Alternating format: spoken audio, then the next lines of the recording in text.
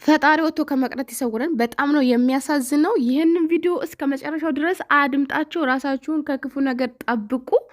እንደዚሁም ደግሞ ወደ ዱባይ እህት ወንድሞቻችሁን የምታመጡ ሰዎች ማወቅ ያለባችሁ ወሳኝ መረጃዎችን ይዤላችሁ ወደ እናንተ መጥቻለሁ ማለት ነው። ማምጣት ብቻውን ትርጉም የለውምና መረጃውን እስከ መጨረሻው ድረስ አድምጡ እባካችሁን። ደግሞ ላይክ አድርጉት። እስቲ ላይክ አይከፈልበትም፣ ለሁሉም እንዲደርስ ላይክ አድርጉ ማለት ነው። ሰላም ሰላም፣ እንዴት ናችሁ? ውድ የተከበራችሁ ቤተሰቦች ደህና ናችሁ? እኔ ያለው እግዚአብሔር ይመስገን። እናንተም በያላችሁበት ሰላማችሁ ብዝት ትርፍርፍልኝ እያልኩኝ ዛሬ ቀጥታ ወደ መጣሁበት ነው የማቀናላችሁ ማለት ነው። እንግዲህ ዛሬ በጣም ውስን የሆኑ መረጃዎችን ይዤላችሁ ወደ እናንተ መጥቻለሁ። በጣም ብዙ ሰዎች በየኮመንቱ አረብ ሀገር እንልካለን የሚል ኮመንት ስር ሳይ ወንድ ትልካላችሁ ወይ? ስንት ነው የምትልኩት? እባካችሁ የሚባል ኮመንታ ያለውኝ እውነት ነው። ሀገራችን ላይ አሁን ያለው ነገር በጣም ከባድ እንደሆነ አውቃለሁኝ። ነገር ግን የትኛውም አረብ ሀገር ወንድሞቻችሁን ስታመጡ ምን ላይ እየጣላችኋችሁ እንዱ ታውቃላችሁ? ወይንስ ብር እየከፈላችሁ ብቻ ማምጣታችሁን ነው የምታዩት? በጣም ብዙ ወንድሞቻችን በስቃይ ውስጥ በተለይ ዱባይ ላይ ያሉት እንግዲህ በብሬክስ አበሻው ላይ ገብታችሁ ማየት ትችላላችሁ። እኔ ራሱ ባለፈው የሆነ ቪዲዮ ለቅቄላችኋለሁኝ። አብዛኛው ሰው አያውቀውም። የተወሰኑ ሰዎች ዱባይ ገብተው ተሳክቶላቸው ከስንት ልፋት ጥረት ግረት በኋላ ስኬት ደርሰው የሚለቋትን ቪዲዮ በዩቲዩብ በቲክቶክ ያያሉ። እነሱም ወንድሞቻቸውን ማምጣት ይፈልጋሉ። ፈጣሪ እኮ ቢያሳካላቸው በጣም ደስ ይላል፣ ማንኛውም ሰው መጥቶ ቢሰራ። ነገር ግን ዱባይ ላይ ያለው ነገር በጣም ከባድ እንደሆነ ታውቃላችሁ። ከ3 ወር በፊት አንድ ወንድማችን መጥቶ ነገሮች ሁሉ ከአቅሙ በላይ ሲሆኑበት እንደጠበቀው ሳይሆን ሲቀር፣ እንዳየው እንደተመለከተው ሳይሆን ሲቀር ራሱን እንዳጠፋ ታውቃላችሁ። ይህም ብቻ አይደለም እንግዲህ ከዚህ በፊት እነሳሪ ሳይቀሩ እነሳሪ ጋር በላይ ገብቶ የሆነ ወንድማችን እንደዚሁ ስራ አጥቶ ተስፋ ቆርጦ ብርተው አጥቶለት ነው ወደ ሀገሩ የተመለሰው። እንደዚህም እኮ በጤና ወደ ሀገር መመለስ በራሱ ቀላል ነገር አይደለም፣ በጣም ትልቅ እድል ነው። ይሄም ብቻ አይደለም የሆነው ነገር ማለት ነው። እንግዲህ የወንድማችን መግቢያው ላይ ያሳየዋችሁ ወንድማችን በጣም በሚያሳዝን ሁኔታ የሰፈሩ ልጅ አብሮ አደጉ ሁለት አብሮ አደጎቹ፣ አንዱ ከኢትዮጵያ ሆኖ ይሰራል፣ ሁለተኛው ደግሞ እዚሁ ዱባይ ውስጥ ሆነው ይሰራሉ። ሁለቱም ደላላነት ማለት ነው። ለእነሱ እንግዲህ ማወቅ ያለባችሁ ነገር ማለት ነው፣ ወደ ዱባይ ስንመጣ እንዴት ነው የምንመጣው? አንደኛ ነገር የመጀመሪያ ነገር ወንድ ስታመጡ በጣም ቀላል ነው ማምጣት፣ ምንም የሚያስቸግር ነገር የለም። የመጀመሪያው ነገር በካምፓኒ እስከ 160 ሺህ ድረስ ከፍላችሁ እስከ 200 ሺህ ድረስ ከፍላችሁ ታመጣላችሁ። እዚህ ሲመጡ ግን ስራው ምንድን ነው? ሁላችሁም ቢሆን ማወቅ አለባችሁ። እንደዚህ በ160 ሺህ በ200 ሺህ ከፍላችሁ ስታመጧቸው በካምፓኒ ነው የሚፈልጉት። የሱቅ ዲሊቨሪ ነው። ሱቅ ላይ ዲሊቨሪ በምንድን ነው? በሞተር ነው። ደሞዙ ኮሚሽን ነው። የኮሚሽን ስራ በቀን ስንት ዲሊቨሪ ሊያደርስ ይችላል? ያለች በሞተር ማለት ነው። ስንት ጣለብዬ ሊመጣለት ይችላል? በጣለብዬው ልክ ነው ደሞዝ የሚከፈለው። የኮሚሽን ስራ ነው ማለት ነው። ካልሰራ ምንም ነገር የለውም። ምንም ነገር ከሌለው ምግብ አለ።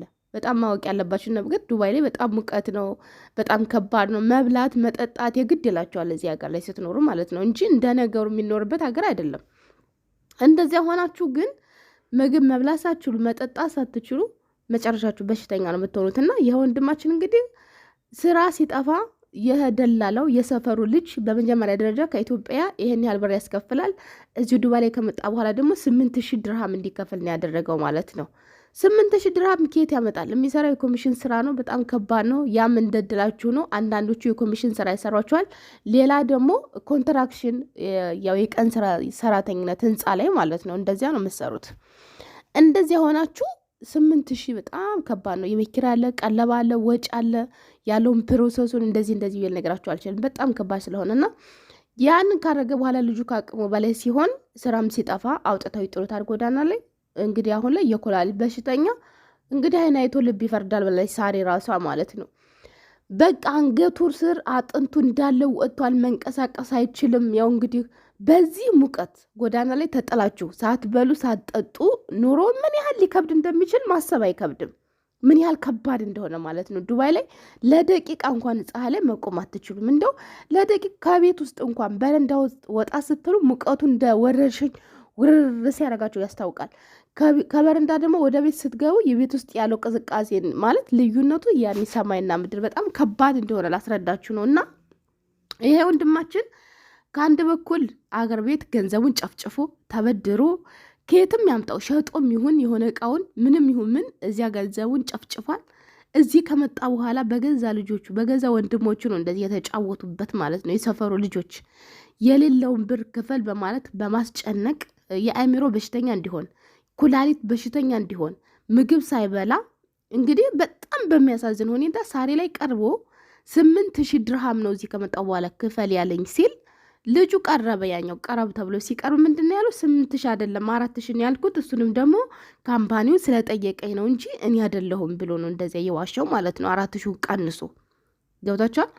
ይሄ ደግሞ እንደዚህ ውሸት የሁሉ ነገር የማያውቀው ደላላ ምናምን ነገር አይደለም። የሰፈሩ ልጅ ነው፣ ጓደኛ አብሮ አደጉ ነው ማለት ነው። እና ልጁ በአሁን ሰዓት በእርግጥ ገንዘብ ተዋጥቶለት ወደ ሀገሩ ሊመለስ ነው። ጤናው ተቃውሷል፣ ገንዘቡን አጥቷል፣ ብዙ ነገር ነው ያጣው። ገብቷቸዋል።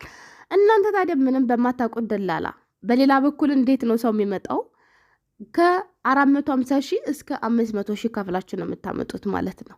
ይሄ ስታመጡ ይሄ የሚሰሩት ኮንትራክሽን ነው። በጣም ከባድ ስራ ነው። ደሞዙ እስከ 800 ድረስ ነው። ሙቀቱ መቼም ታያላችሁ ብዬ አስባለሁ። የዱባይ ሙቀት መናገር ይከብዳል። እንደዚህ ቆማችሁ ራሱ ውሃ ነው የሚወርዳችሁ። ለደቂቃ ፀሐይ ላይ ውጭ ውስጥ መቆም አትችሉም በጭራሽ። ለማንኛውም ሰው አይመከርም፣ በጣም ስቃይ ስለሆነ። አንዳንዶቹ ሰዎች ስኬታማ ሆነው የምታዩዋቸው ከሀገራቸው ይመጣሉ፣ መኪና ይይዛሉ፣ በቤተሰቦቻቸው ጥረት ከመኪና መኪና ስራ እንደዚህ በቃ ድሪቨሪነት ይሰራሉ። ጥረው እንደምንም ብለው ይሳካላቸዋል። እነኛን ሰዎች አይታችሁ ወንድሞቻችሁን የማይሆን ስቃይ ውስጥ የምትዳረጉ ሰዎች 500 ሺህ ብር ሰጥታችኋቸው ለምን እዚሁ ሀገራቸው ላይ ስራ አይጀምሩም? ይሄን ሁሉ ከፍላችሁ ደግሞ ታማኝ ደላላ ከሆነ ነው የሚያመጣላችሁ ወደዚህ ሀገር ይሄን ስራ ለመስራት። እንኳ አብዛኞቹ ፖሊስ ሲደርሱ የያዙት ትኬት ፎርጅድ ነው ወይንም ደግሞ ኤዲት የተደረገ ነው እየተባሉ እንግዲህ ባለፈው በጣም ብዙ ልጆች ብሬክስም ለቋቸዋል። እኔም አምጥቼ ነግሬያቸዋለሁ፣ ማለቅቄላቸዋለሁኝ። ብዙ ልጆች ተይዟል አየር መንገድ ውስጥ ቪዛቸው ትክክለኛ ሳይሆን ኤዲት የተደረገ ስለሆነ የውሸት ስለሆነ ለደላሎቹ ደውላችሁ ያንን ሁሉ ብር ጨርሳችሁ ለምንድን ነው እንደዚህ ቦሌ ላይ ተመለሱ ስትሏቸው የእኛ ችግር እኮ አይደለም፣ እዚህ አየር መንገድ ውስጥ የተፈጠረ ችግር ነው፣ 1 ሳምንት ጠብቁ፣ ከዛ ከሳምንት በኋላ ደግሞ ስጠይቋችሁ እንዲህ አይነት ችግር ገጥሞናል 100 ሺህ ብር ክፈይ ወይ እንደዚያ ነገር እያንዛዙ ብራችሁን ጭፍጭፍ ካደረጉ በኋላ እናንተ ብሎክ አድርገዋቸው ያሰናብቷቸዋል ማለት ነው። አብዛኛው እንደዛ ነው። ከስንት አንዱ ታማኙ ግን የከፈላችሁትን ከፍላችሁ ያመጡላችኋል። ካመጡላችሁ በኋላ እዚህ ያው ስቃያቸውን ጀግና ሰው የሆነ እንደምን ብሎ ከኮንትራክሽን ስራ ውስጥ ይወጣል። አንዳንዱ ግን በሽተኛ ሆነ ወደ ሀገሩ የሚመለሰው። ባለፈው 3 ወንድሞቻችን እንደዚሁ በፀሐዩ ምክንያት መሞታቸውን ታውቃላችሁ። እና ብዙ ሰዎች ባላቸውን ወንድማቸውን የሆነ ሰው ወደ አረብ ሀገር ለማምጣት ሲደግሙ ያለሁኝ። እንዴት ነው ማምጣት የምንችለው? እንዴት ነው? ቀላል ነው። ብራችሁን ከከፈላችሁ በጣም ቀላል። ታማኝ ደላሎችን አገናኛችኋለሁኝ። እዚህ ከመጣችሁ በኋላ ኃላፊነቱን ከወሰዳችሁ እናንተ አሉ ደላሎች።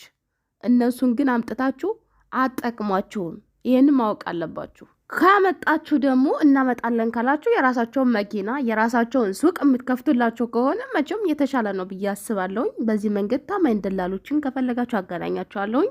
ግን እዚሁ ሀገራቸው ላይ ቢሰሩ እመክራቸዋለሁ እኔ። ሌላው ነገር ደግሞ እንግዲህ አንዲት እህታችን ወደ መዳም ክፍል በድንገት ስትገባ ራሷን ቴሌቪዥን ላይ አየችው ማለት ነው። እንግዲህ መዳም ቤት እሷ ኩሽና ውስጥ ወደዚህ እየተንቀሳቀሰች የራሷን ምስል ነው ያየችው ማለት ነው በካሜራ። እንዲህ ምንድን ነው ይሄ ነገር እያለች በጣም ጠያቂ ስለሆነባት የተለያዩ ካሜራዎች ተሰባስበው እሷ ክፍል አሉ ሴትዮዋ ክፍል አይታ በጣም ግራ ሲገባት ራሷን ፌንት ነቅላ በወደቋ ተሰምቷል ማለት ነው። እዚያ ቤት 2 ዓመት ከ8 ወር ስትሰራ ካሜራ መኖሩን አታውቅም። ድንገት ነው ያን ነገር ያየችው። እንግዲህ ራሷን ስታለች ማለት ነው። መለላችሁን በዚህ አጋጣሚ ፍሪጅ ውስጥ አውጣታችሁ በትልልቅ እቃ ያለ ነገር የምጠጡ ጁስ ምናምን የተለያዩ ነገሮችን በብርጭቆ ምናምን ሳታረጉ ጥንቃቄ አድርጉ ልላችሁ በዚህ አጋጣሚ በድጋሚ እስከምንገናኝ ድረስ ሰላማችሁ ይብዛ። ቻው።